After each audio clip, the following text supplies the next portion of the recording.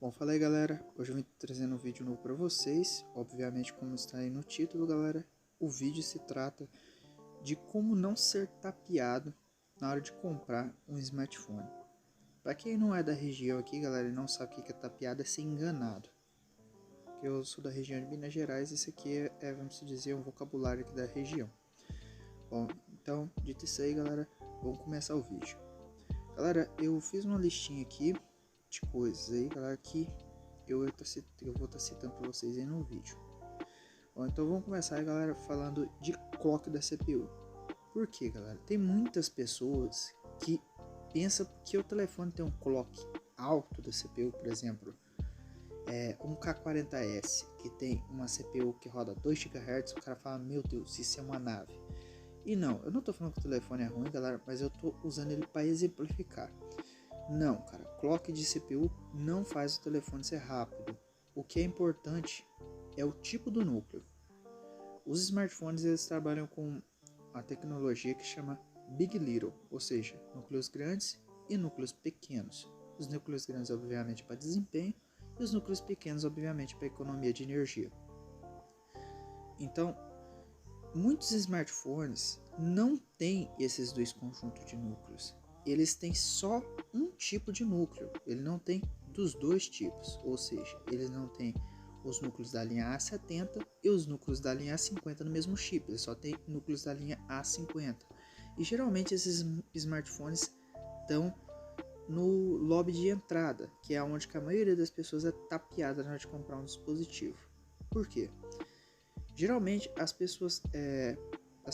empresas vão lá e tacam a frequência do chip lá em cima, o cara ser tapeado e pensar que o chip é muito rápido, é muito dinâmico, que ele vai dar conta de rodar tudo ali de boa, com uma fluidez muito boa, só pela frequência, enquanto o chip só tem núcleos pequenos ali, que é o caso do LP22 ou K40S, do A10S, por exemplo, que é um chip que traz só núcleos A53, em comparação a, por exemplo, um Exynos 7884 que traz núcleos A73 junto com núcleos A53.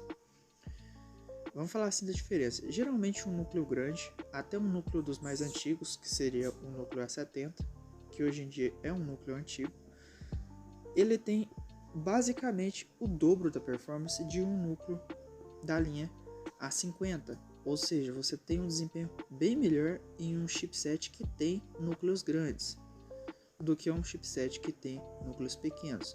Vou dar um exemplo na prática.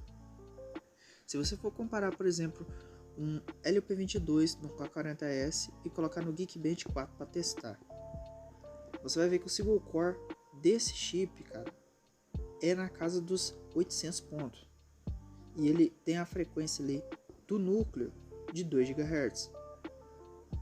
Já quando você compara contra um Exynos 7884, que tem núcleos grandes, ele roda 1.6 GHz e o desempenho de single core dele é de 1.200 pontos. Aí você já pode ver que tem um ganho considerável de desempenho em uma frequência mais baixa.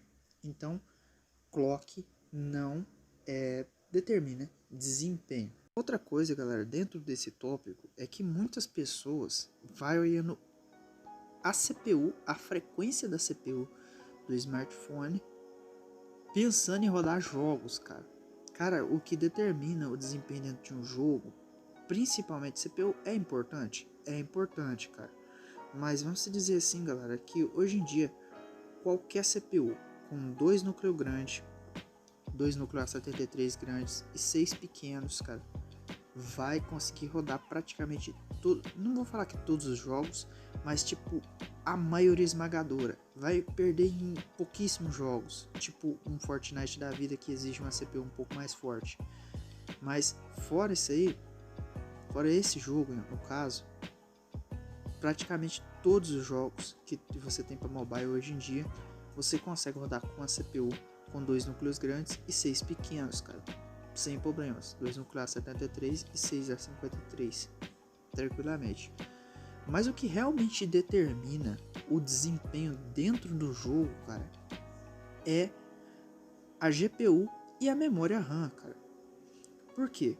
Muitas vezes as pessoas caem vamos se dizer assim, não vou dizer que é um golpe, mas tá ali pra pessoa cair, que é aquela coisa assim, você vê um smartphone, o K40S especifica muito bem o que eu tô querendo falar, que ele tem 2 GHz de frequência no núcleo, mas traz um LP23, que é um chip fraco, mas com uma frequência alta. Ou seja, o cara que é leigo, ele vai chegar ali no K40S, meu amigo, ele vai bater os olhos e vai falar assim, caralho, puta telefone foda, cara, pra rodar jogos.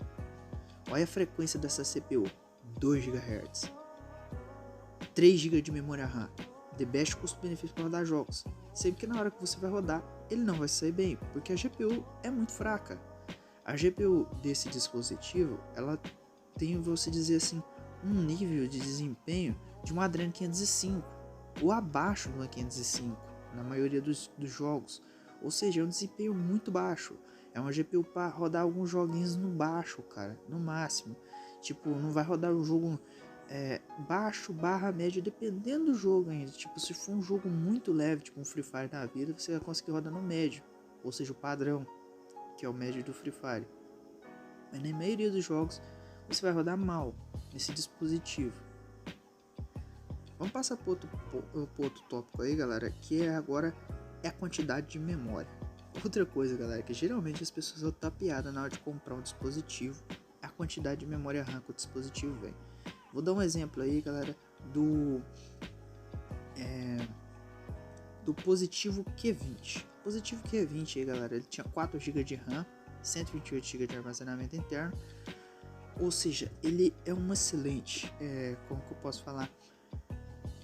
Excelente exemplo do que eu tô querendo falar para vocês aí, porque ele traz uma quantidade grande de memória, ele traz um armazenamento grande, mas na hora que você vai pôr no jogo, ele numa aplicação mais pesada, você vai ver que ele não tem um desempenho muito bom, porque a memória RAM ela ajuda no desempenho, mas o principal responsável pelo desempenho do smartphone é o chipset. Ou seja, você tem que ter um bom chipset, senão você não vai ter um bom desempenho, mesmo você tendo uma quantidade grande de memória. Obviamente ela ajuda, deixa o sistema bem mais fluido, mas se o chipset não dá conta do recado, não adianta.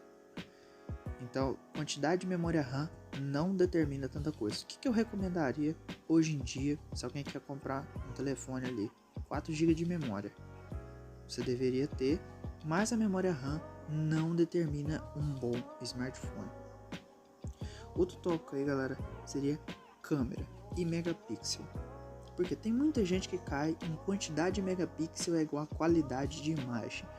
Galera, não. Quantidade de megapixel não vai definir que você vai ter uma foto boa no smartphone. O que vai definir é você ter um bom chipset no smartphone, que geralmente os Snapdragon saem muito bem, e você ter uma abertura focal ali da câmera mais baixa. Mais baixa, eu não sei como que eu posso explicar para vocês, mas tipo, é uma abertura que entra mais luz no sensor, digamos assim. E aonde que geralmente tá isso aí, galera? Tá em dispositivos mais caros, ou seja, boas câmeras você só vai ter em dispositivos caros. Deixa isso bem claro, para as pessoas não serem tapeadas, pensando, eu vou comprar um smartphone ali de R$1.000 e vou ter câmeras foda. Não, você vai ter boas câmeras em dispositivos caros. Obviamente, porque eles vão trazer os melhores sensores com o combo de trazer um bom chipset com uma boa GPU para renderizar ali a imagem. Outro ponto aí, galera, é capacidade de bateria. Muitas pessoas pensam, eu vou comprar um telefone, ele tem, sei lá, 5.000 mAh de bateria, ele vai durar o dia todo. Não, cara. Coisa importante. O telefone, ele vai durar muito tempo a bateria conforme o chipset que ele está. Por exemplo, vou dar um exemplo aqui para vocês. Eu tenho um Galaxy S8 tem 3.000 mAh de bateria. Minha mãe tem um Galaxy J4 tem 3.000 mAh de bateria. Qual vocês acham que vai durar mais a bateria? Obviamente que é o J4, porque ele tem um chip que consome menos. Mas vamos falar assim na parte da litografia. capacidade da bateria, galera, ela está relacionada ao quão econômico é o chip, e para um chip ser econômico ele tem que ter uma boa otimização e uma boa litografia.